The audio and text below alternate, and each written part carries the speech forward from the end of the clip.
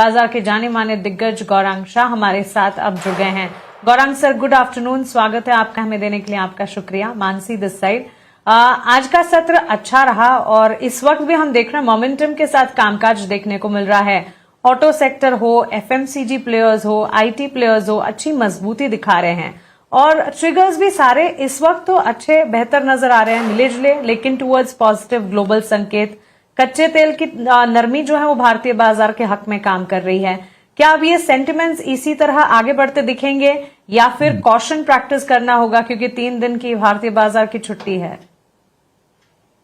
धन्यवाद मानसी जी, आपका मंच पर आमंत्रित करने के लिए। ईटी नाउ स्वदेश के दर्शकों को और आप सभी को सादर प्रणाम और शुभ दिन हमारे तरफ से।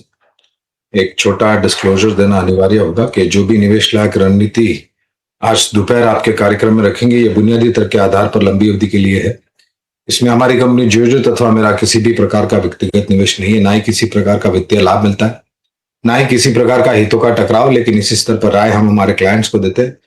संभव है कि उनका निवेश हो सकता है। तो मानसी जी, जिस प्रकार से कच्चे तेल ने तांडव मचाया था जब $100 के पार गया था, उस समय पर जो भी क्षेत्र उबलते हुए कच्चे तेल के दाम से प्रभावित हुए थे, वहां पर कच्चे तेल के दाम गिरने से सकारात्मक नजरिया उभर करके आ रहा है। फिर चाहे वो ऑटो क्षेत्र हो, चाहे वो उड़ान क्षेत्र हो, या फिर खपत से जुड़ी हुए कुछ क्षेत्र हो। खबरें और सुनने में यह भी आया मानसी जी कि अमेरिका की तरफ से पूर्ण तरीके से विराम दिया गया है ईरान को कच्चा तेल और नेचुरल गैस अंतर्राष्ट्रीय मार्केट में उपलब्ध कराने के लिए। दूसरी तरफ काफी बड़ी मात्रा में जो समुद्री जहाज स्ट्रेट ऑफ हॉर्मुज में अटके हुए थे, वहां पर यातायात अब तीव्र गति से ऊपर जा रही है। हमारे यहां पर जिस प्रकार से नकारात्मक परिस्थिति खड़ी हुई थी कच्चे तेल के उबाल को लेकर के, नेचुरल गैस के उबाल को लेकर के, वो अब थोड़ी फीकी पड़ी और उसके साथ साथ रुपए में भी हमने देखा है डॉलर के सामने मजबूती पकड़ी है। तो निर्णय ये लेना, निष्कर्ष ये निकालना क्षमा चाहता हूं कि 3 दिन में, अब कल तो छुट्टी है, इसके लिए तो आज ऊपर की तरफ के दायरे बने रहेंगे, लेकिन एक छोटा हफ्ता है, आज आखिरी दिन है।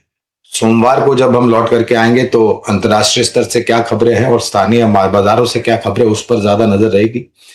और ये जो स्तर हम अभी फिलहाल देख रहे हैं, अगर हमने 24,200 के पार आज या फिर अगले हफ्ते जाकर के बंद दे दिया मानसी जी, तो मुझे लग रहा है कि ऊपर की तरफ के दायरे फिर शायद 24,300 और 24,600 तक खुलने की संभावना लग रही है।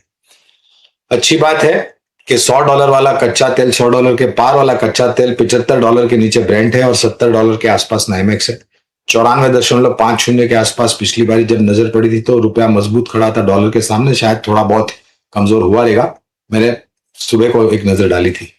अब परिस्थिति सकारात्मक उभर के आ रही है और हमने निरंतर एक राय ये दी है कि अगर आप छोटी मध्यम अवधि के लिए कारोबार करते हैं तो अपनी बुद्धिमत्ता का प्रयोग कीजिए, लेकिन अगर आप निवेशक हैं तो जो परिस्थिति 28 फरवरी 2026 की थी और निरंतर आपके चैनल के माध्यम के द्वारा, सहयोगी चैनल ईटी नाउ के द्वारा मैंने एक ही राय दी थी कि निवेशकों के लिए बड़ा मौका है, वो आज भी वही राय दूंगा। खाली एक ही है कि ये शांति प्रस्ताव को लेकर के थोड़ी असमंजस परिस्थिति है। अगर वो निर्णायक तरीके से हो जाता है आने वाले हफ्तों और दिनों में, क्योंकि 60 दिन का समय दिया है निर्णय लेने के लिए कि वो मेमोरेंडम ऑफ अंडरस्टैंडिंग में क्या शर्तें होगी और वहां पर हस्ताक्षर और मोहर कब लगेंगे। थोड़ी बहुत चिंता बारिश को लेकर के भी है, लेकिन अगर फैलाव ठीक से हो गया तो मेरे ख्याल से जो चिंताएं पहले थी वो दूर हो जाएगी। तो थोड़ा बहुत, अब 3 दिन की छुट्टी है, अब सोमवार को क्या खबरें उभर के आएगी उसका अनुमान लगाना तो बहुत मुश्किल है, लेकिन अगर आपने छोटी मध्यम अवधि के लिए कामकाज किया हो तो उस हिसाब से आप मुनाफा बांध सकते हैं। लेकिन निवेशकों के लिए पहले भी अच्छा मौका था, आज के तारीख में भी अच्छा मौका। चलिए, बिल्कुल, thanks for that fundamental take on the market. और देखते हैं किस तरह के सेंटिमेंट्स पैन आउट होते हुए दिखते हैं 3 दिन के मार्केट हॉलिडे के बाद। लेकिन आज के सत्र में तो हम देख रहे हैं कि काफी सारे मूव्स और मोमेंटम के बीच लगभग कई सेक्टर्स में अच्छा एक्शन है। हम बात भी कर रहे हैं कि ग्लोबल फ्रंट पर वॉर सिचुएशन को लेकर कह सकते हैं कि थोड़ा बहुत सोल्यूशन बैक्ड संकेत आते हुए, पॉजिटिव संकेत आते हुए दिख रहे हैं। भारतीय बाजार के अपनी तेजी के ट्रिगर्स हैं। कच्चे तेल की चाल में भी नरमी है, लेकिन एक चीज जिसका इंतजार अब भी है वो है एफआईआईज का कमबैक। क्या आपको लगता है कि विदेशी निवेशक अब ये सारे पॉजिटिव फैक्टर्स को देखते हुए एक एब्सोल्यूट कमबैक भारतीय बाजार पर कर पाएंगे?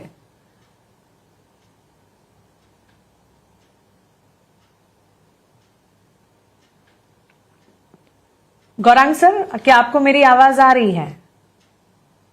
क्षमा चाहता हूँ मानसी जी, मैंने मेरा माइक म्यूट करके रखा था, उसके लिए क्षमा चाहता हूँ आपसे। देखिए, आपका प्रश्न का निर्णायक तरीके से उत्तर देना बहुत कठिन है, क्योंकि जिस प्रकार से हमारी निर्भरता कच्चे तेल और नेचुरल गैस के आयात पे थी, उतनी ही निर्भरता कहीं ना कहीं हमारी वर्षा ऋतु पर है, इंद्रदेव के आशीर्वाद पर है। मेरे ख्याल से, मेरा ये अनुमान है, हमारे पास कोई प्रमाण नहीं है इसका पुरावा देने के लिए, लेकिन एक अनुमान है कि एक तरफ कच्चा तेल $75 के नीचे, ब्रेंट $70 के आसपास टाइमैक्स, ये सकारात्मक बात। दूसरी सकारात्मक बात, रुपए में मजबूती 57 से 94-95 पर आया है। एक नकारात्मक परिस्थिति स्थानीय मार्केट से जो खड़ी हुई है वो वर्षा ऋतु की कमी को लेकर के है। अब मौसम विभाग ने तो बताया है 90% लॉन्ग टर्म एवरेजेस होगा, लेकिन वो 90% होता भी है मानसी जी, लेकिन उसका फैलाव जो है, जिसे हम डिस्ट्रीब्यूशन कहते हैं, वो अगर अच्छी तरीके से हो गया तो जो थोड़ा डर और भय महंगाई दर को ऊपर के जाने के लेकर के, खपत कम होने के लिए, विकास दर में असर पड़ने के लिए, वो कम हो जाएगा। तो मेरा ये मानना है कि आएंगे जरूर, लेकिन धीरे धीरे करके आएंगे और थोड़ा समय लगेगा, एकदम से तो नहीं आएंगे, क्योंकि मेरे ख्याल से जिस प्रकार से परिस्थितियां अमेरिका में भी ब्याज दरों को लेकर के, बॉन्ड यील्ड्स को लेकर के हो रही है, और जिस प्रकार से टिप्पणियां फेड के नए चेयरमैन साहब दे रहे हैं, मेरे ख्याल से आना अनिवार्य है। अब किस मात्रा में आते हैं और ये परिस्थितियों में उभरते हुए क्या परिस्थिति महंगाई दर को लेकर के होगी, खपत को लेकर के होगी, ये देखना जरूरी है। तो मैं ये मानता हूं आएंगे, लेकिन थोड़ा समय लगेगा।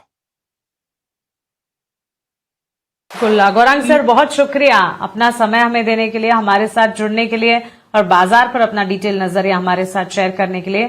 Thank you so much. Have a nice day and a good weekend to you.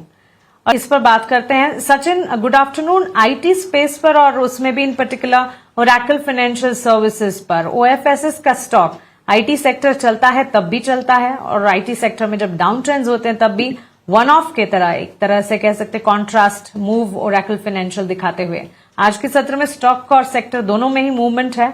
5% के गेन्स ओएफएसएस पर, और इसके अलावा आईटी में लार्जर आईटी प्लेयर, छोटी मझौली कंपनियों पर कहीं कोई पसंदीदा स्क्रिप्ट है तो बताइएगा। गुड आफ्टरनून मानसी जी। वेल, बिल्कुल, नो डाउट आईटी सेक्टर्स में this is one of the stock जो कि थोड़ा सा आउट परफॉर्म करता हुआ नजर आया compare to other stocks. And देखिए, रिसेंटली भी तो अभी के जो इमीडिएट स्विंग हाइस थे उनको ब्रेक करने के बाद में स्टॉक के अंदर जो है वो एक अच्छे मोमेंटम्स कंटिन्यू होते हुए नजर आ रहे हैं। वीकली बेसिस पे भी देखें तो अप्रोक्सीमेटली 14% के आसपास के रिटर्न्स जो है वो स्टॉक ने डिलीवर किए हैं। एंड वॉल्यूम बाइंग जो है पिछले 3 से 4 ट्रेडिंग सेशन से स्टॉक के अंदर कंटिन्यू हमें देखने को मिल रही है।